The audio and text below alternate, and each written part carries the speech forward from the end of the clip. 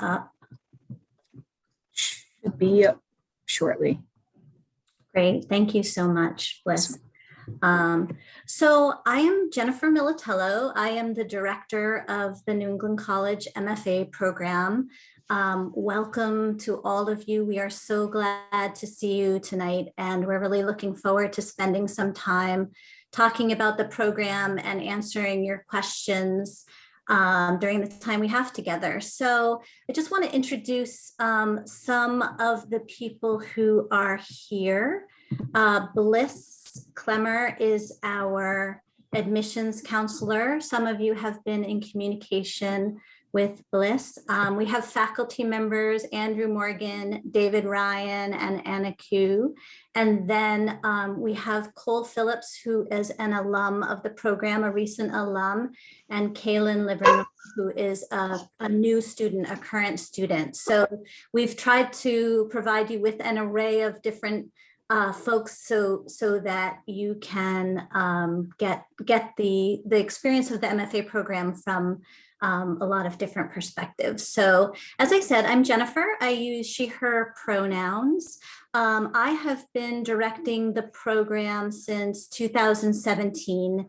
And I started with the program as a faculty member. So I spent some time just kind of enjoying all of the benefits of being part of this community before coming on as a director.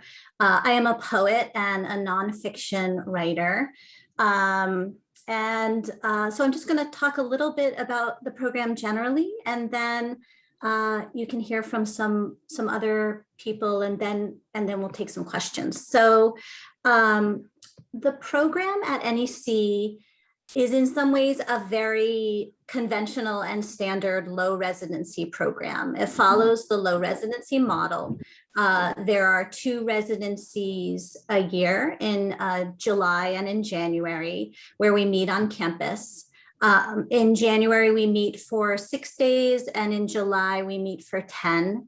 And we are fortunate enough to have 2 campuses. So we have the Henniker campus, which is a really beautiful rural campus with sort of white buildings and green fields and a covered bridge and a river. And then we have the Manchester campus, which is right in the heart of downtown Manchester, in that little, city, as far, as close as New Hampshire comes to having an actual city. But there's some really vital restaurants and an arts community and a really terrific independent bookstore. So Manchester is a wonderful place as well. And so we have, as you know, a number of different genres. That's also pretty conventional.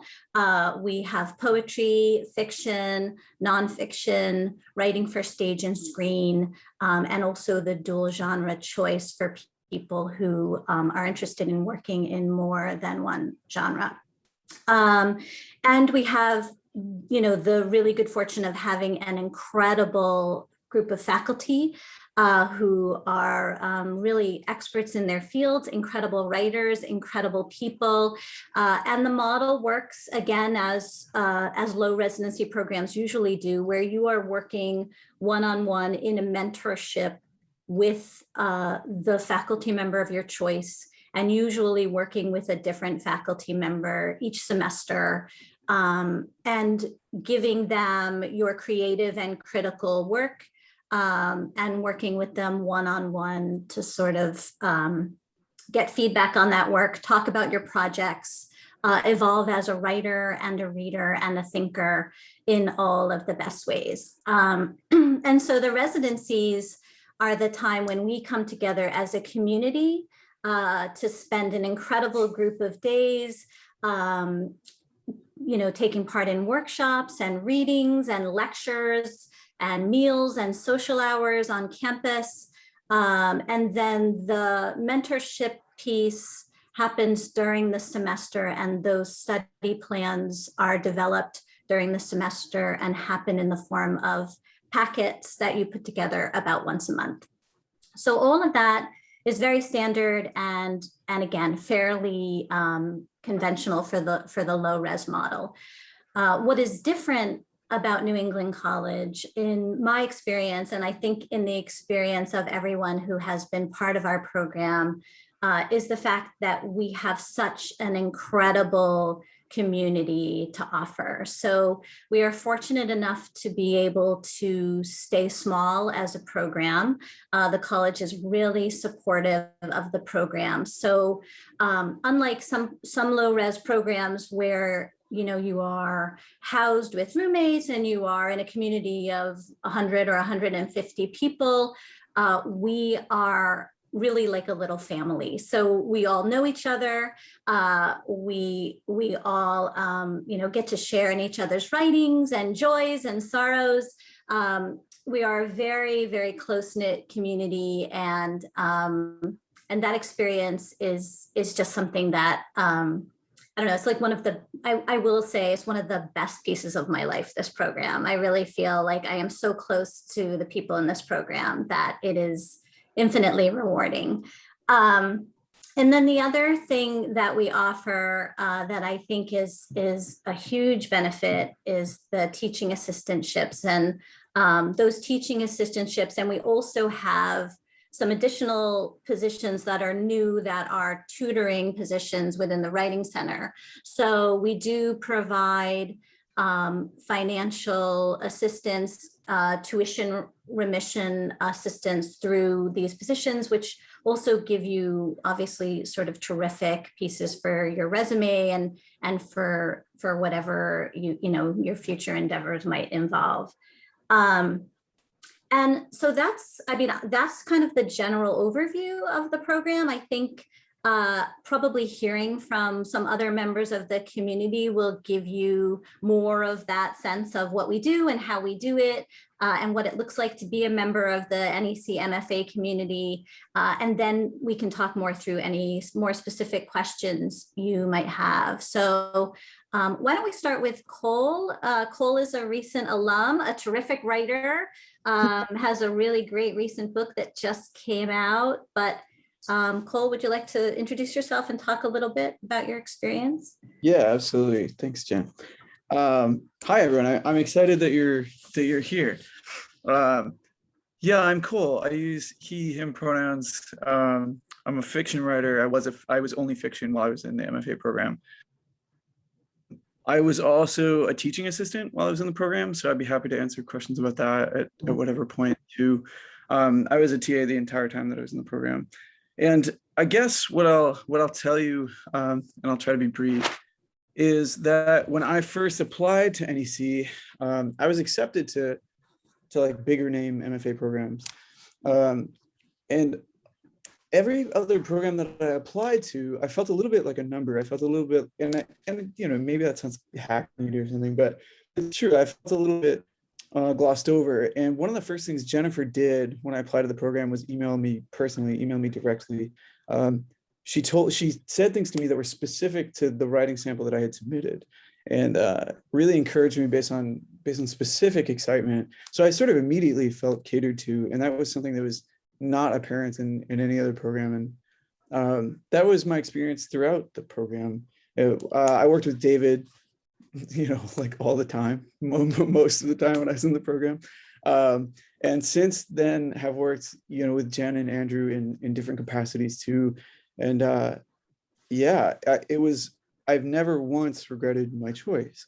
It's this weird little tiny program full of weird people. But I was excited all the time to be doing what I was doing there. It was a ton of work, of course, but it never felt burdensome. It always felt revitalizing, energizing in so many ways. So here I am now with, multitudinous opportunities that have been presented to me solely through my time in the program. I teach at Manchester Community College. Now I continue to have teaching opportunities through NEC.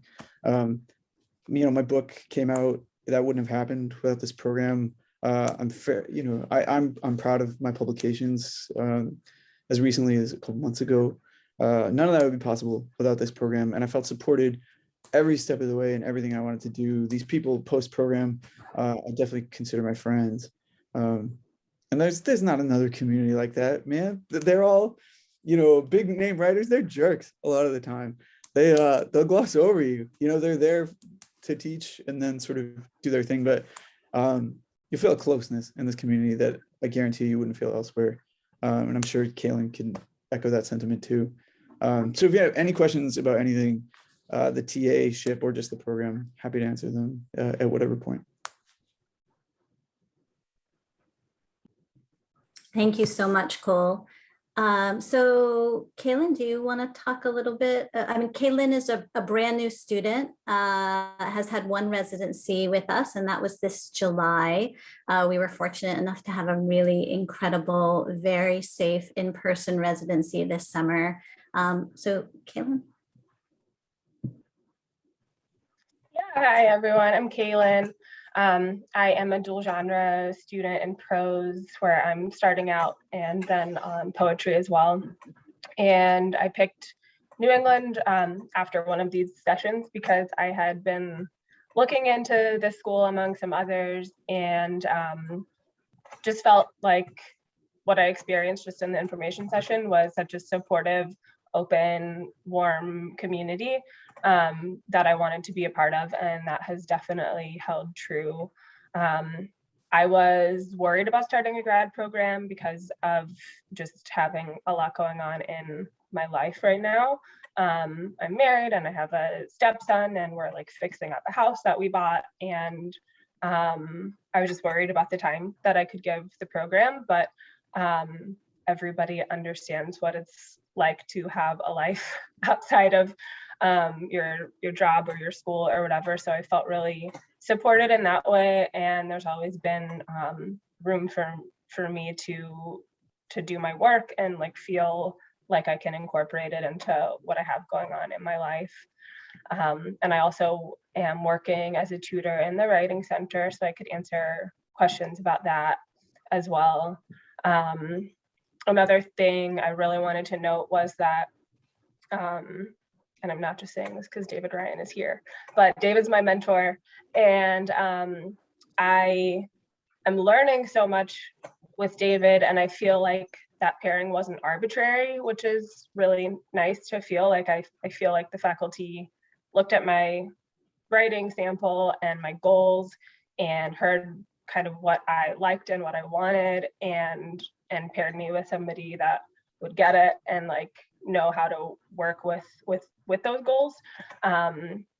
So just every piece of this program feels really intentional, and I'm really happy with my choice. Thanks so much. We're happy with your choice too. We're so happy you're part of our community. Just two things I'll touch on really quickly before we move on to faculty.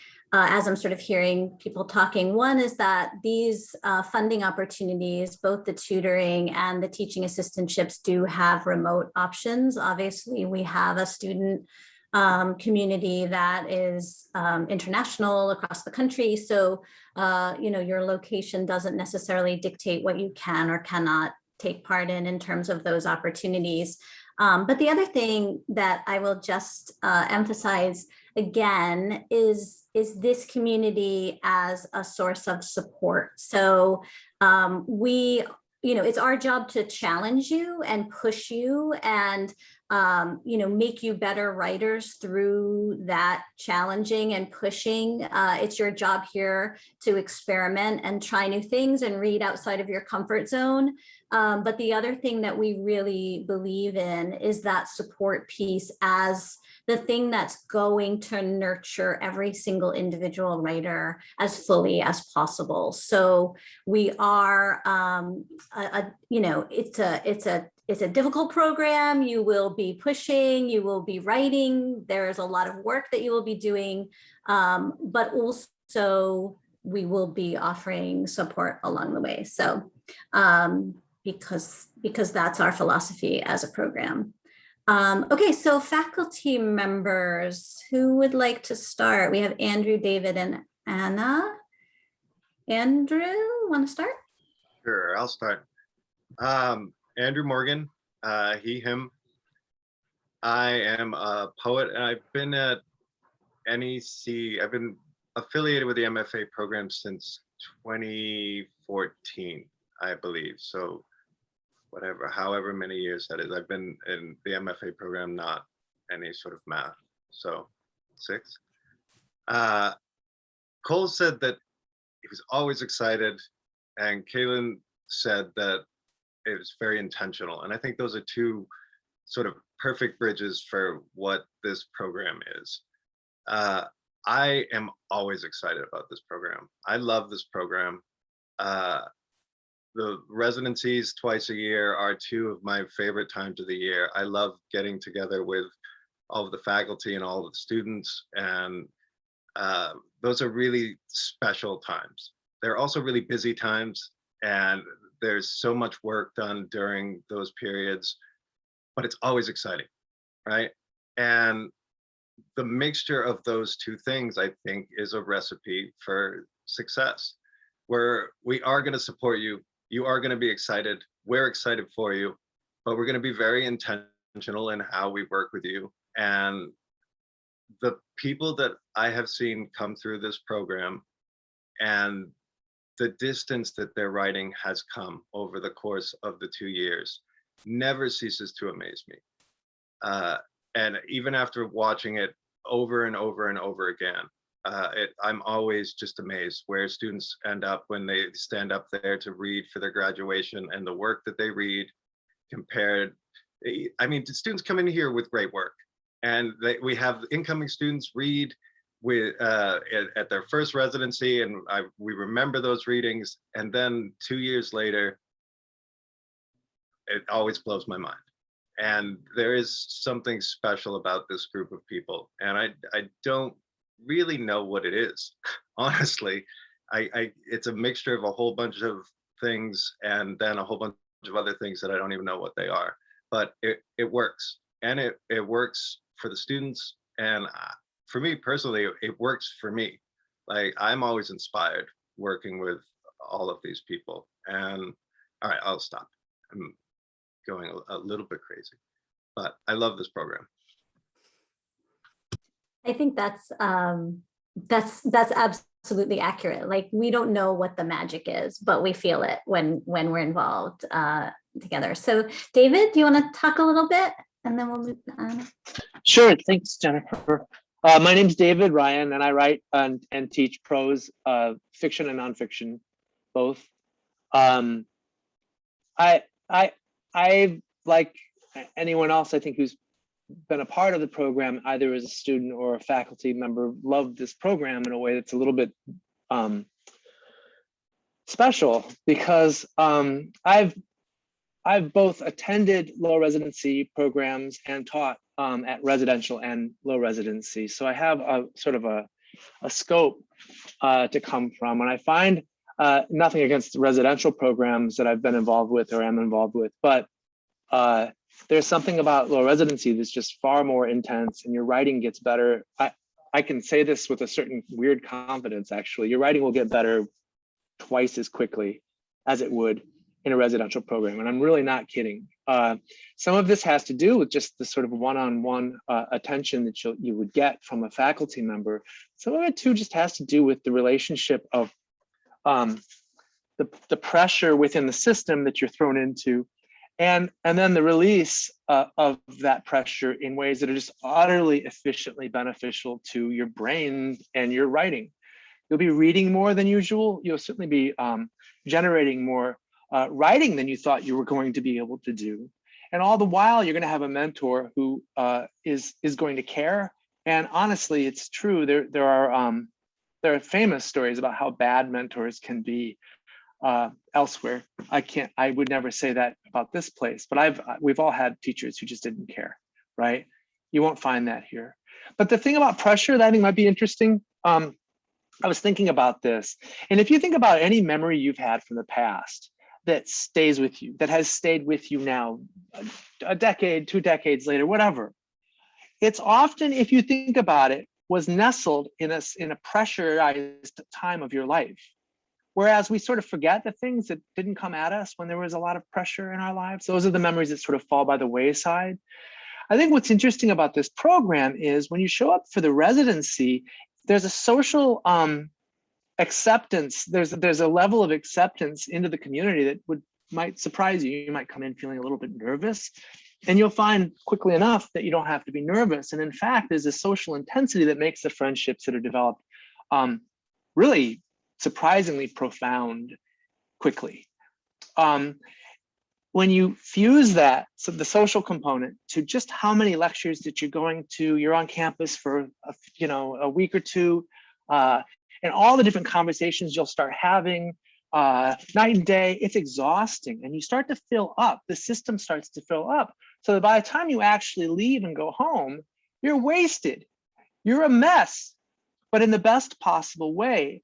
And I think anyone who's attended this program would say that the residencies are exhausting and also the most powerful and inspiring parts of the program.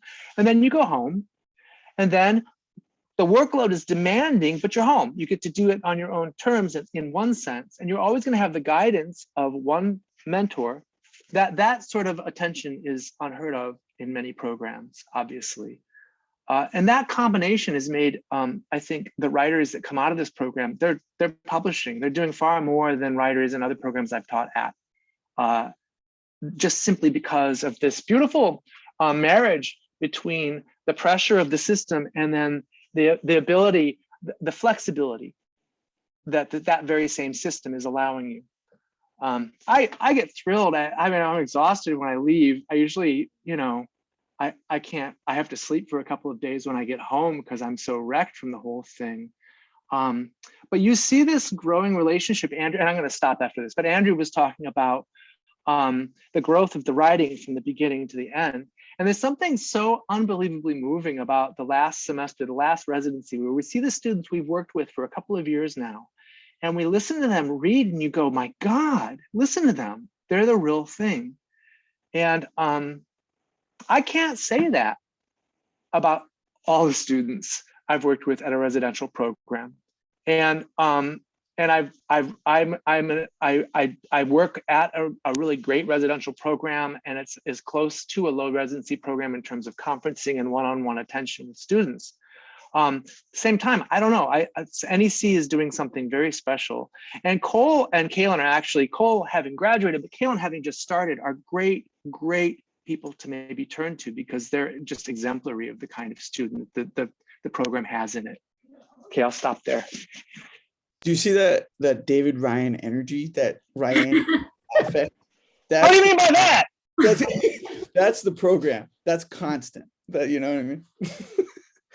Thanks so much, David. Yeah, so there, just yes to everything David has said.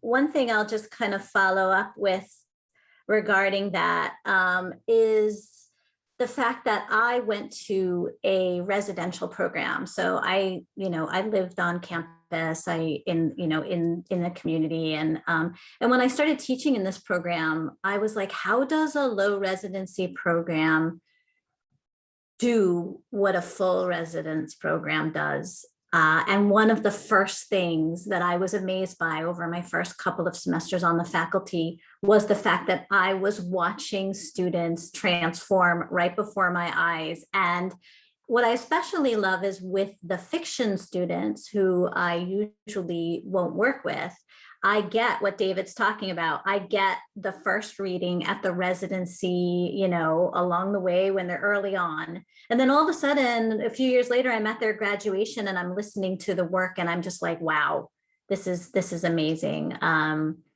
It's an incredible transformation. So Anna is one of our new faculty members. So I'm really looking forward to hearing what she has to say about her experience with us. I feel like everyone said such wonderful, wonderful, true things, and there's almost nothing left to say. I think everybody should just go on ahead and just apply. So I am one of the newest visiting professors. I've just gone through the process about once. I am currently working with a wonderful student who is incredibly hardworking, and even in the short time that I've been working with him, so since the summer residency, I've just been so excited by the transformation his writing has gone through. And I would say most programs, you are going to get what you put in, and that is absolutely true of this program. But I really think that this program is such a gift. It's a gift to yourself while doing the things that you have to do in life, right? And with that gift comes so much. There's the faculty that are just there to support you. They're invested in you as people, they're invested in each other. And it is a very different expectation. I think that is what David was also trying to get at, which is, there is, as a mentor, I really care about my students. So if I'm mentoring someone, I take special care in seeing their growth.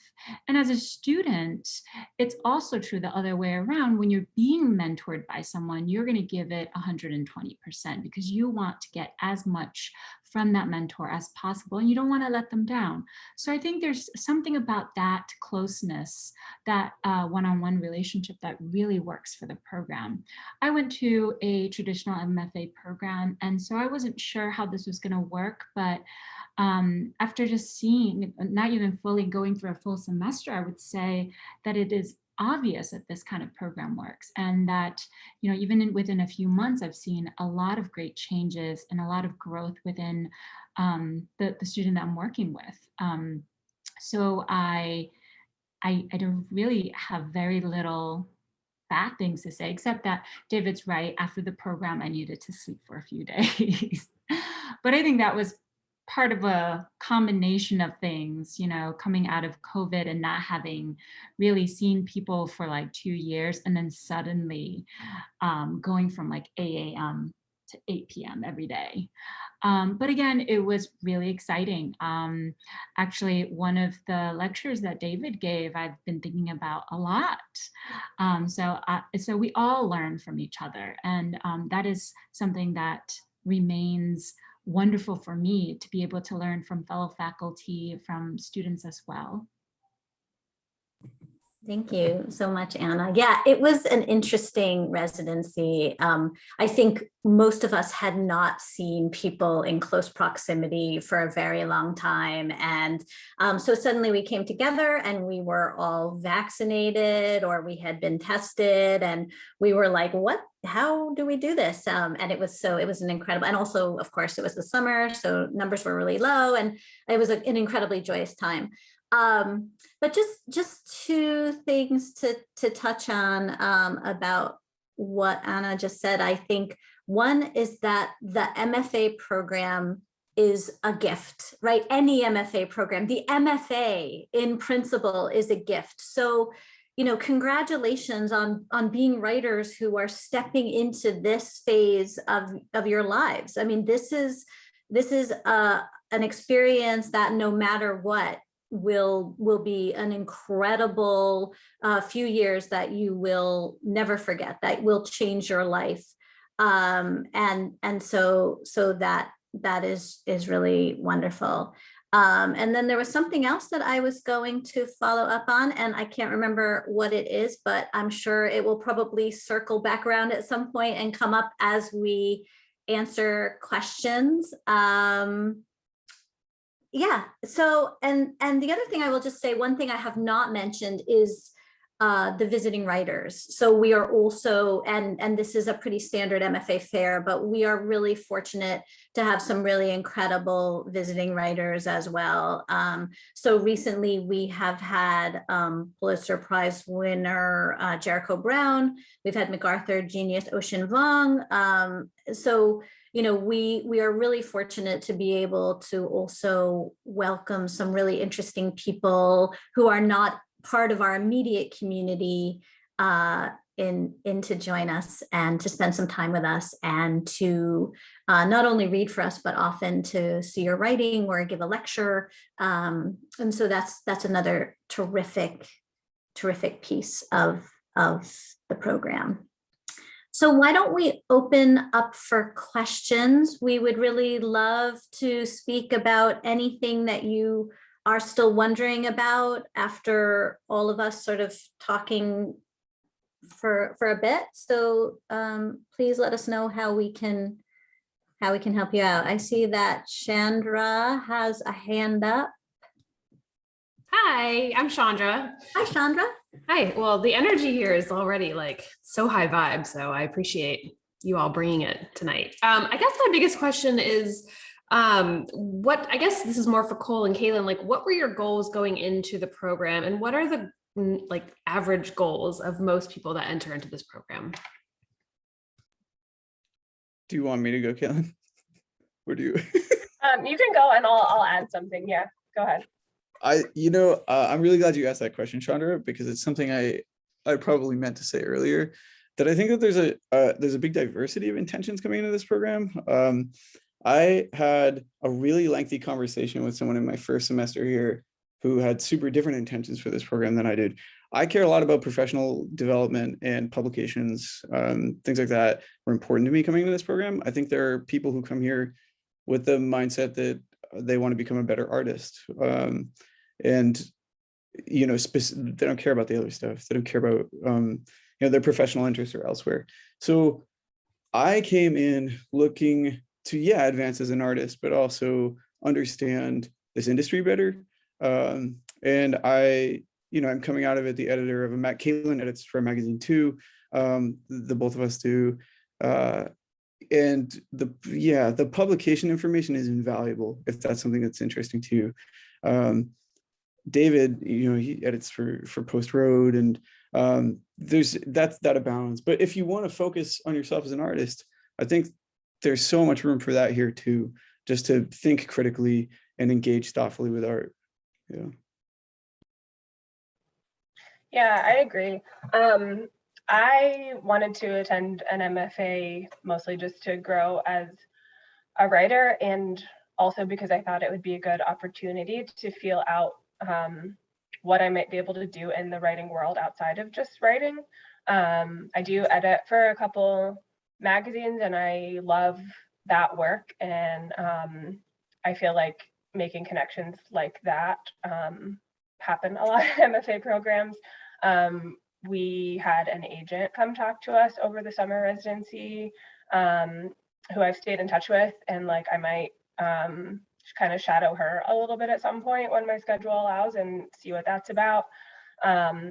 I vacillate between wanting a job in writing and wanting a job that has nothing to do with writing, where I just like write for myself and because I love it, and then do something else with my brain for part of the day as well.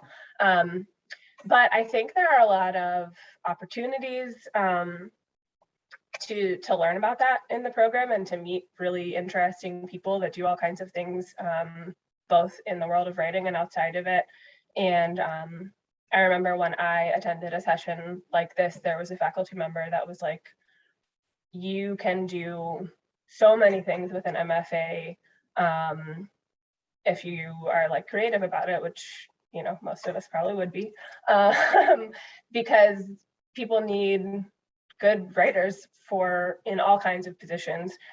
So even if you're not trying to have a job that's like directly in writing, like you will be an asset at so many places if you are a good writer.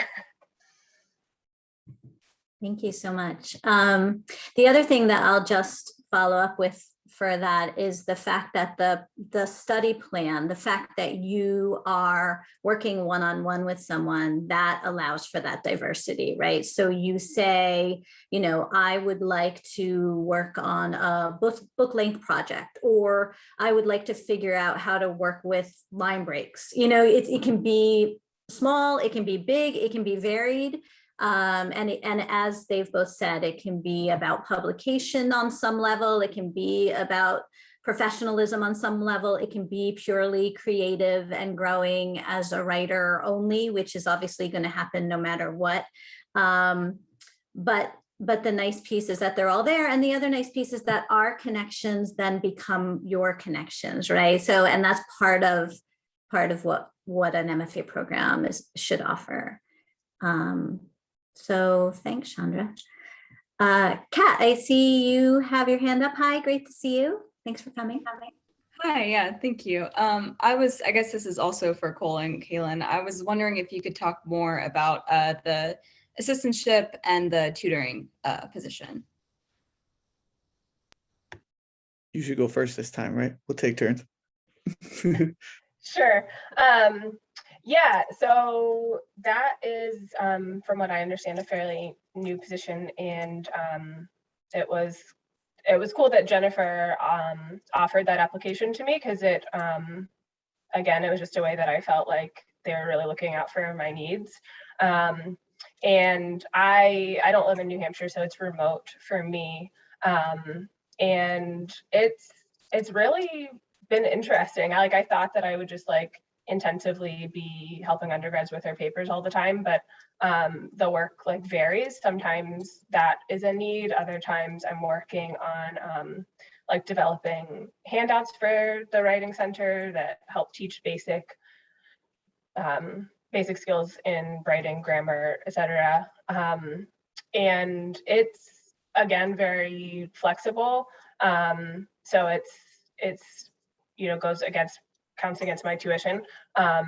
So it makes it more affordable for me. And the director of the Writing Center is great as far as just being accommodating to my schedule and attention to like prioritizing the fact that I am, here for my own learning and school as well. And I'll drop my email in the chat. Please feel free to email me if you have like really specific questions. Yeah. Can y'all hear me? Oh my gosh. No, you're coming back. You're coming back. I'm coming back now? Okay. I'm like, am I back? Yes. Yeah. Okay. Word. So I wasn't a tutor as a TA. And so I taught like full courses. I'm from Portland, Maine, so I'm not in New Hampshire either. I taught remotely as well. When I was doing it, everything was asynchronous. So it's a lot of like written interaction with students, engaging that way. And the experience, I mean, it's invaluable if your desire is to transition into the post-secondary education, pathway professionally. That experience is invaluable. The college teaching gigs that I have now, totally contingent on my having done that. So yeah, if that's important to you, get wherever you can. I think that experience is really, really helpful and valuable. And yeah, it sent me into my college teaching job more aware of how that process works and more aware of how to do that. Andrew Morgan just DM'd me, shut your video off, Cole. Okay, I can do that. It was not nearly that rude. That's it verbatim. I think that's exactly what it says. Anyway, yeah, it's a really valuable experience in that way. Yeah, it's but fairly easy too. I mean, it's not, I guess part of me worried, and I think some other TAs probably worried that coupled with the program would be too much or something. It never felt that way. It felt very manageable, the way that it's set up through NEC. You have our support with that too when you're teaching. Both Jennifer and I are on the ground here at NEC and connected with that program. So if you're a TA, you do have our support as well. You're not out there on your own. The other thing that I'll just mention is we also have a recent alum who did not do TA ships who have been teaching as adjuncts at colleges, so are starting to get that teaching experience for those who want to pursue teaching at the college level. So those opportunities abound. So Natasha, hi. Hello. Hello from Vancouver, Canada. I have a few questions, but one of them, I'm just wondering, sort of, obviously with this program, there is going to be a lot of work on craft, and that's what most of us are there for. But I'm also wondering whether there's any sort of focus on, Cole kind of touched on it a bit about learning the business side of the industry of the writing and publishing and that kind of stuff, and how the program focuses on that, whether it's just like an individual thing if we want to learn it with our mentor, or whether at the residencies there's any focus on that. Yeah, so I will just talk very briefly generally about this, and then other faculty can pitch in with anything they'd like to say. That is really part of what we do as well, both on an individual level, but on a larger level. So generally during residencies, we have a number of different activities that focus on publication. As was said earlier, we've had agents visit. We have publishing panels that the faculty take part in, where we talk about our experiences with publishing and how to get published. We talk about sort of the larger manuscript revision piece and how to submit manuscripts, and editing. You know, we have faculty and visitors come who have been editors, both of journals and at presses. So we had Carrie Salerno from Alice James Books come this summer, and she is an alum of the program, and she talked about being someone who is kind of running one of the major poetry presses in the country, and what that looks like. So yes, in a very general way, that is an important part for everyone of what happens. And then of course, on an individualized level as well, you know, mentors work with individual people according to what they're looking for.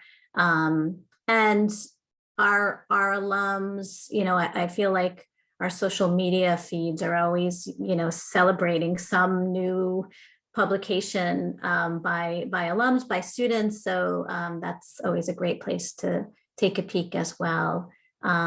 Anyone else want to talk about that? I can chime in a little bit. So I feel pretty strongly about leading students through the publishing process and giving them a sense of what that reality looks like. So I have worked in publishing on multiple fronts, on the magazine side, on the literary journal side, on the agency side, as well as the publisher side. So I have a lot of knowledge when it comes to that. I just went through publishing my memoir, Made in China, and I actually told Jennifer, I was like, I want to teach a class on draft publication, because it is something that's really not talked about, and the process is very scary if it's your first book and you know you have this baby that you've been working on for so many years. And I think there's just not enough support around that. So that's something I talk about often. And I also talk about, since I mostly focus on nonfiction, it's really important for me to talk about the writing process in general, self-care, having a holistic approach when we're approaching writing work from our lives. So that is all aligned with my teaching philosophy. And I think Jennifer does a really great job every residency semester in getting new talent of various kind, right? So an agent, publishers, and then of course lectures and craft talks as well. Thank you. I have other questions, but I see that someone else has a question, so they can go ahead. Hi, Kashana. Hello. So I'm curious if there are opportunities for students who want to pursue a career in publishing, as in publishers. Yes, so we have, you know, we talk a lot about publishing, and, you know, again, the resources of anyone our mentors is a resource for you as part of our community. But we also have the Henniker Review on campus that is tied to the MFA program. And then we also have several sort of recent alumni magazines drifting around in the world. And we also, as I've just mentioned, have NEC alumni who work at various publishing houses or presses. So by joining the community, we will talk about how to work this kind of career path in to your experience at NEC, but also we will be handing you these connections, these community members who can provide you with a sense of that expertise and how to go that way. Others, anyone have anything else to say? I'll just say that it's like the learning more about submitting work to magazines and everything else. There's a sort of gestalt with this program where pretty much any question you have, any of the mentors can tell you about the publishing industry from one particular or several different angles that will help you. And they might, I don't want to misrepresent anyone, but they might show you the different directions you would need to go to from their experience. You're going to get that no matter who you're working with. They're going to have probably some legit information about how to go about doing that. So there's the publishing lectures and stuff that happen each residency, and these are really super informative anyway. But then you have this one-on-one thing. At any given moment, if you have a question about something, just email your mentor and ask them. And there's a pretty good chance that no matter, I've never been surprised by a question. Like I don't think any of the mentors would be surprised by a question or would find themselves without an answer. So you get a really individualized take on things like that. It might have to do with where you're living right now. The mentor will be able to talk you through those possibilities versus living somewhere else or whatever, or what your time allows you. So it's kind of a really wonderful experience because you get the lectures, the visiting people, the agents and the publishers and stuff like that who will be able to present stuff. But at any given moment, you can find out an answer to a question just with the mentor you're working with. That actually just reminded me of the other thing I was going to follow up with. So I was going to talk about Zoom and how Zoom has also provided us with opportunities that we didn't have before. So, it's my understanding that students are organizing workshops with one another on Zoom in between the residencies to look at each other's work, but also it gives us a chance to sort of meet with our students one-on-one if we want to talk through our comments or to follow up with any piece of it. So it's a really great resource to have. And we're happy that we're not having any more full residencies here, hopefully ever again. They were great while they lasted, but yeah, so. All right, Thomas, I see your hand and then we'll go back to Natasha. Thank you. I had a question just about, or any advice for writing sample stuff. And I know, Kaylin, you had mentioned dual genre, and specifically I'm interested in fiction poetry. So I don't know if you're interested in speaking to that or just in general about any advice for what goes into that. Yeah, and that's something that like, if you want to email me about, I would actually be happy to even like look at your sample. And I had people doing that for me when I was applying and it was really helpful because there's guidance on the website as far as what's expected if you're dual genre, like how much of each to put in depending on what you want your primary genre to be. So I think just like really basic advice would be to put in the work that you feel is most representative of your body of work and like what you're wanting to work on, because that's what they'll have in terms of like pairing you with a mentor and stuff. But beyond that, yeah, I would really be happy to like talk further about that process as you're doing it if you want to reach out. Thank you. Appreciate it. Yeah.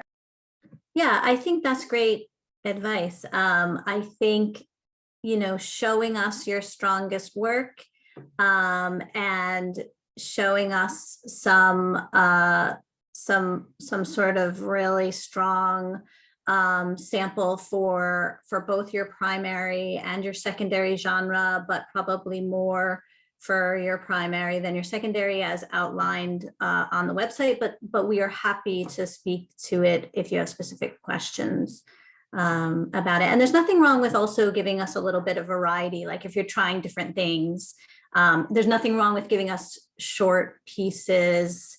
You know, people are always like, does it need to be one whole thing? Or, you know, it's an organic thing. It's great to show us a variety if that's what you're sort of working in.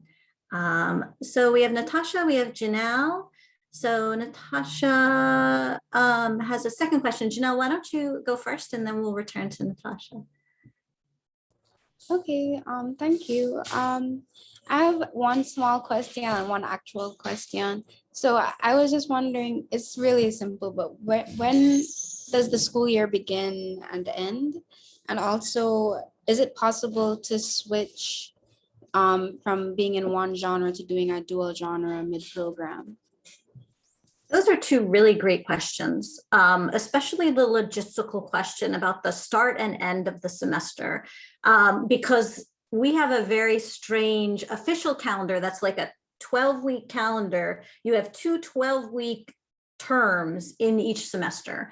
But basically, for our purposes, the semester starts during the residency. So every semester starts with a residency, whether in January or July, and goes through what is considered a traditional semester. So you will have 5 packets after that residency period, and they happen about once a month.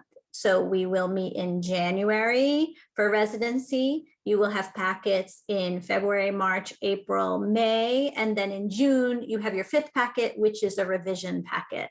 So 4 packets of new work, and then a 5th revision packet. The same thing in July. You have the semester starts in July, and then you move through your 5 packet semester. And then in terms of genre, the nice thing about being a small program is that we are able to be incredibly flexible about genre choices. So I will tell you one student who just recently graduated was writing. She had a lot of experience with nonfiction.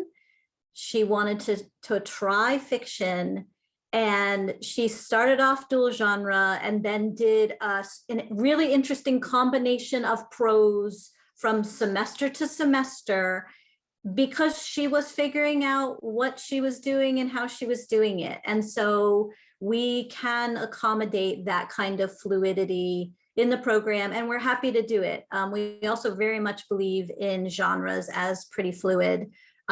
So you are really just working on what you're working on, no matter what you are called.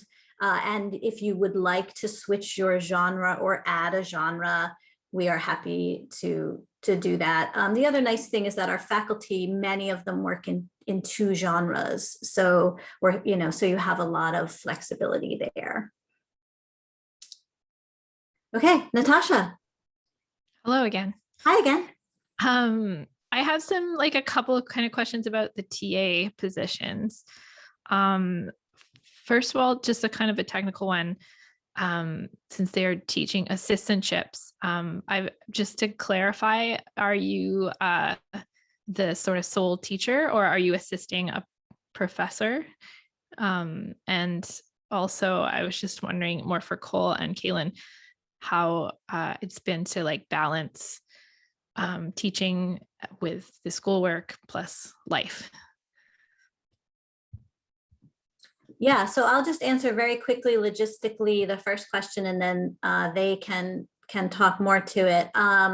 So in most cases, and the way that we would most want it to happen, the TA is the professor for the class. So these are usually, especially remotely, 7-week undergraduate classes where the class itself is pretty much structured and in place. And so the TA is able to come in and be the instructor for the class.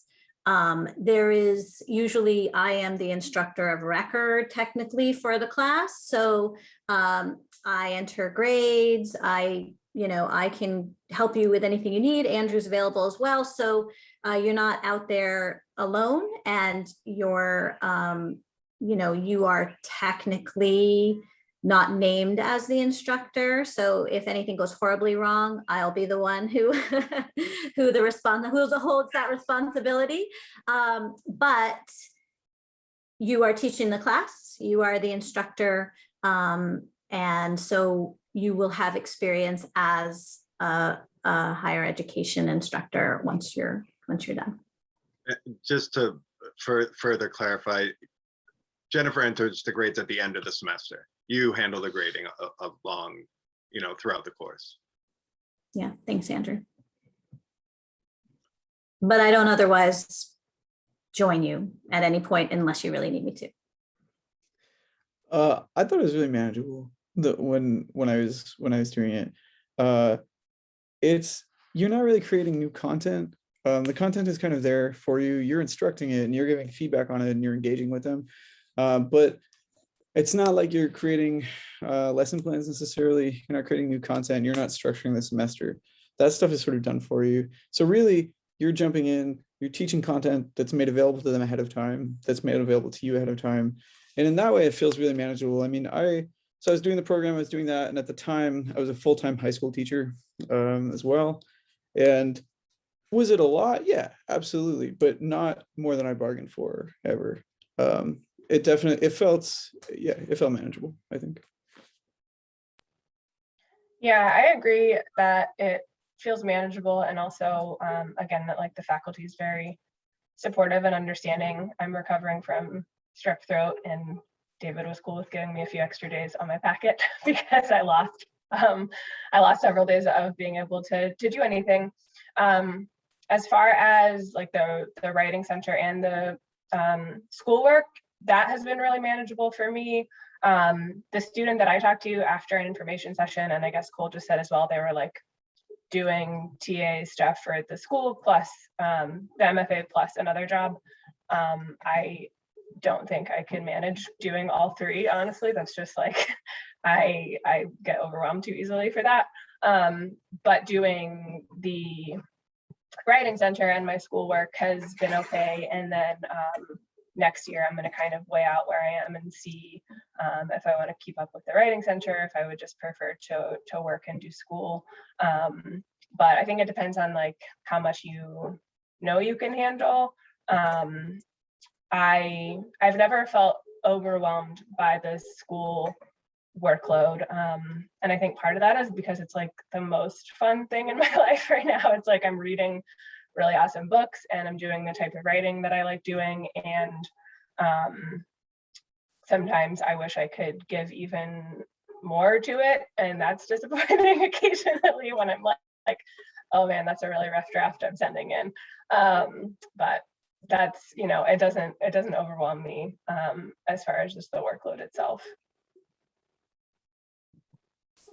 Yeah, thanks. The other thing I think that's helpful with the TA ships is that they are 7-week classes. So you're not teaching any full semester if you're teaching, unless you have more than one class. So, they vary. Sometimes you're given one class, sometimes you're given 3 classes, but they are always fairly spread out. So you are never teaching every single 7-week term over the course of your 2 years. So I think that's helpful as well. Yeah, so Any other questions? I mean, the only other thing I'll say about that is that we also have, this is a low residency program, so it is really designed for people to have the option to have a full life and do this as well. We have students come into the program who already have MAs or PhDs and who are teaching at colleges in full-time positions and who are also taking an extra class as a TA and doing the program as well, the work on the program. So, and we have people who are in a lot of different lifestyles. So people who have full-time jobs that are not at all related to writing, people who are raising children. So that piece is really diverse. And again, that's what we're here for. Like, we're here for you to be able to do this program while balancing whatever life you have. I just say, could I add one thing to that, Jennifer? I went to a low residency MFA program, and my own experience was occasionally feeling overwhelmed with life and everything else, and it was the greatest feeling. And what I found was I graduated feeling like I'm a writer now. I have learned the discipline that I need to be able to handle life and all the different things that go along with it. And when I went into the program, I didn't realize how much of your life can be devoted to writing as it is to life broadly. And I think that's the thing about a program, about an MFA, is it forces you, it's like medical school or law school or anything else, although it's not it's not that kind of pressure. But you get out of this program and you feel like, wow, man, I can do it. I can do this. I have now had 2 years to be as creative as I possibly can be, to read as many books and absorb as much as I possibly can be. And I managed it with this other stuff that's going on in my life. The program is going to always accommodate the pressures, those moments when you're like a little overwhelmed with life. That's fine. We'll work it out, But I do think there's tremendous value to passing through a 2-year program and being like, wow, now I know how to do all this at once. It's part of the training of a program like this. There's one metaphor that in the program I went into that was used, and that is of a chrysalis. You go to a program like this, like, a caterpillar or whatever. We're all entering this cocoon sort of environment. And for 2 years, you sit in there and you gestate, and you emerge. Under the pressure, you basically have to liquefy. And upon liquefying, you emerge a completely different creature than you were when you came in. And I have to tell you, that was true. As metaphoric as that might be, there is something about emerging from a program like this and being like, yeah, I got the discipline now. I didn't have the discipline before I came into this. But none of it's going to break you. Nobody here is going to do anything that would break you. We might liquefy you a little, but we won't break you. I just wanted to mention that. Nothing wrong with a little liquefying. That's for sure. So any last questions before we call it an evening? Yes. Janelle, is that a new hand or an old hand? It's a new hand. All right, go for it. I was just wondering, how soon after applying can we expect to get our admissions decisions? Yeah, that's a great question. So we have rolling admissions. So as soon as you apply, your application will be under consideration. We usually try to give a decision within 2 weeks. So we work really hard to not keep you waiting too long through that process. It may depend on the sort of time. Obviously, things get more compressed toward the end of the application period when we get closer to the deadline. So I always tell people the sooner you apply, obviously you have to be ready, but the sooner you can get those applications in, the sooner we can sort of have you in that pipeline, understand that you're there, consider your work, and give you a decision. So yeah, but we try for that 14-day deadline whenever we can. Thanks, Janelle. Great. Any other questions? Okay, so thank you all so much for being here tonight. We are always here you can email any one of us at any time.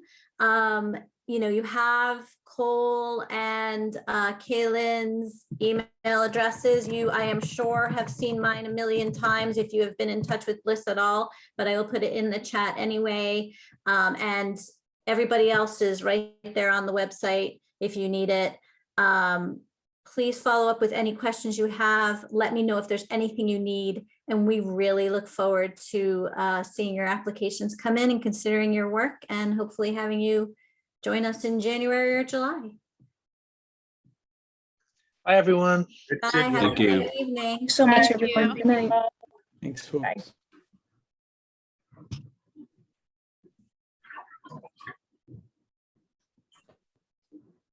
Awesome job. Are we ready to shut this down? Yeah, you can end it. Thanks, Bliss. Awesome. Thank Good you. job, Jen. That was great.